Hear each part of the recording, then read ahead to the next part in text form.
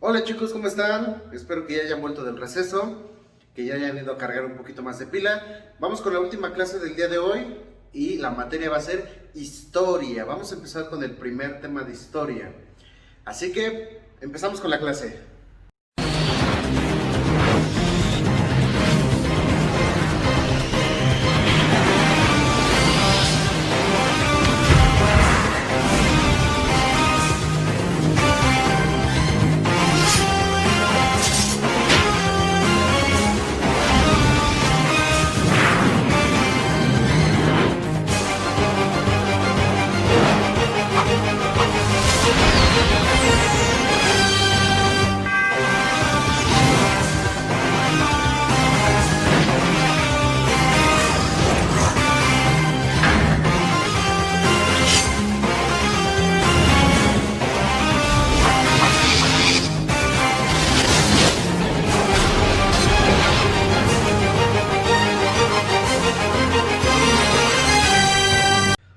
Muy bien, vamos a empezar con nuestro primer tema. El primer tema es primeras décadas de un México independiente. Repito, primeras décadas de un México independiente. ¿Qué quiere decir esto? Quiere decir que vamos a empezar a estudiar la historia a partir de la independencia. O sea, cuando ocurrió la independencia, después de eso, ahí vamos a empezar a estudiar. Sin embargo, ahora que es la primera clase, les voy a dar una pequeña introducción. Les voy a dar unos antecedentes. Quiere decir que les voy a dar todos los actos, todo lo que pasó antes de la independencia, para que podamos acordarnos y sepamos de qué estamos hablando, ¿ok? Ok chicos, vamos a empezar, vamos a hacerlo de la forma más sencilla que se pueda, para no revolvernos tanto. Y básicamente, antes de la independencia, esto es lo que pasó en México. Hay muchas cosas que pasaron en todo el mundo, pero en México, esto fue lo que pasó. Antes no se llamaba México. El lugar en el que estamos ahorita se llamaba Tenochtitlán, ¿ok? Era donde vivían principalmente pues los aztecas. Ahora, estas ciudades, les voy a tratar de dejar por aquí una imagen. Estas ciudades eran inmensas, con pirámides gigantescas, con una cultura increíblemente rica. ¿Qué quiere decir esto? Que teníamos cultura casi para dar y para regalar. Significaba que teníamos muchas tradiciones, más de las que tenemos ahora. Teníamos buenos conocimientos en matemáticas, en astronomía, teníamos excelentes conocimientos en medicina, principalmente en herbolaria. ¿Qué quiere decir esto? Que utilizábamos plantas para hacer algunos remedios medicinales y poder curarnos de diversas cosas. Ahora, esto de Tenochtitlán fue en el año 1325, hace un montón de tiempo. Hagan cuentas, estamos en el 2020 y esto pasó en 1325. Tiene casi 700 años que pasó esto. Es muchísimo tiempo. Luego, después de Tenochtitlán, llegaron los españoles. Es la llegada de los españoles en 1519. ¿Sí? Casi 200 años después, llegan los españoles, llegó Hernán Cortés. Los españoles llegaron y vieron que en nuestras tierras había muchos recursos naturales, se dieron cuenta que ningún país de Europa nos controlaba y por ello, pues, tomaron la decisión de invadirnos. Antes de invadirnos, lo que se dieron cuenta es de que Tenochtitlán era una ciudad muy grande que controlaba ciudades más pequeñitas, ¿sí? Como Xochimilco, como Tlaxcala. Eran más que nada pueblitos chiquitos en ese entonces.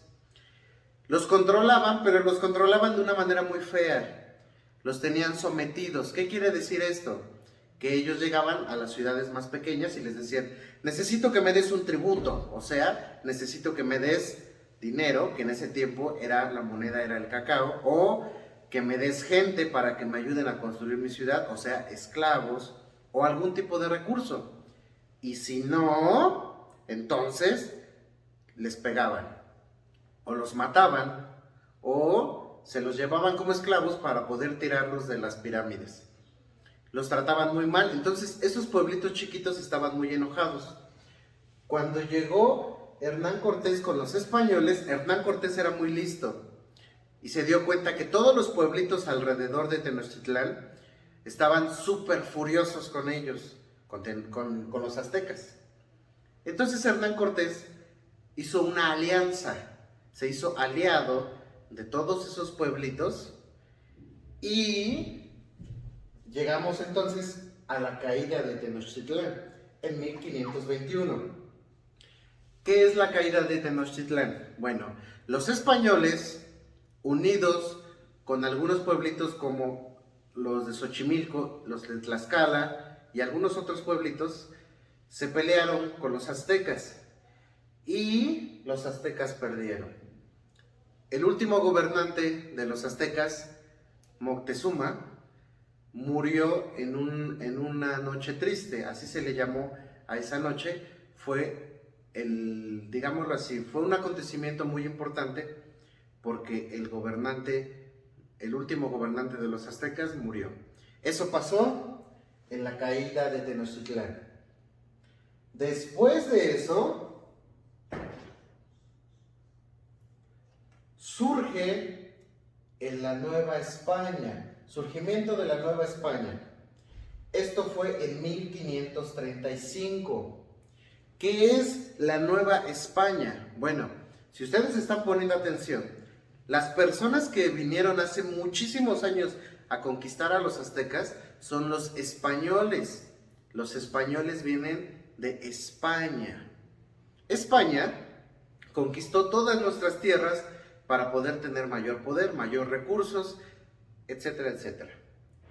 Entonces, cuando nos conquistó dijo, ¿cómo le vamos a poner? No le podemos poner España, porque ya existe una España. Entonces, no tenían mucha imaginación y dijeron, le vamos a poner la Nueva España. ¡Qué buena idea! Y aquí es cuando surge un periodo muy fuerte y muy oscuro, muy difícil en la historia de México. ¿Por qué?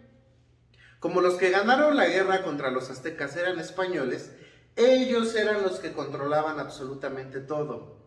Ellos eran los que se encargaban de las tierras, o sea, eran los dueños de la tierra, y los indígenas que quedaban, es decir, los aztecas, los primeros aztecas, se volvieron esclavos. Se volvieron gente que los españoles trataban muy mal, que utilizaban, que eran de su propiedad. Los españoles trataban de una forma pésima a los indígenas.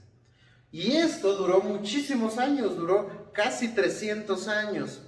Se hicieron algunas haciendas, se hicieron pueblos más grandes, se hicieron y muchas iglesias, y por muchísimo tiempo, por muchos años, los indígenas fueron esclavos de los españoles. Los españoles eran los que tenían el dinero, eran los que tenían las tierras, eran los que gobernaban los pueblos, y los indígenas eran los que hacían todo el trabajo duro y no se les pagaba, mucho menos se les alimentaba bien y se les trataba pésimo.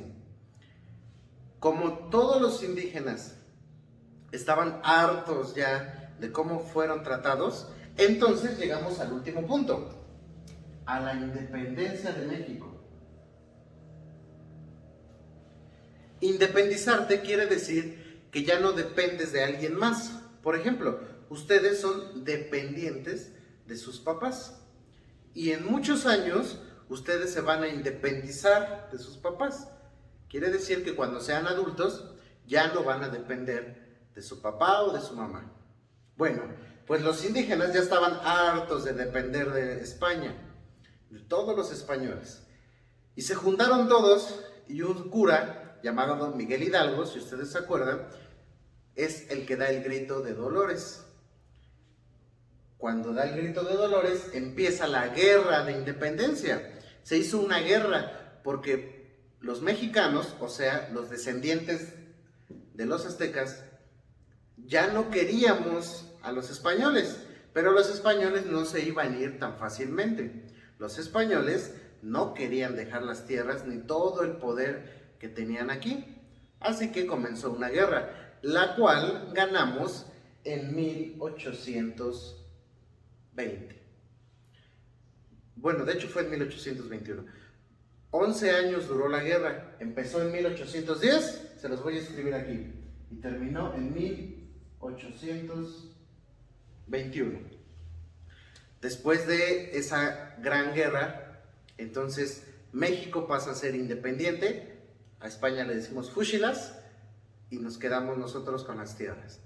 Hasta aquí todos los antecedentes de la independencia de México. ¿Qué quiere decir antecedentes? Ya les di todo lo que pasó antes de la independencia de México. Pónganle pausa al video y copien por favor lo que está en el pizarrón.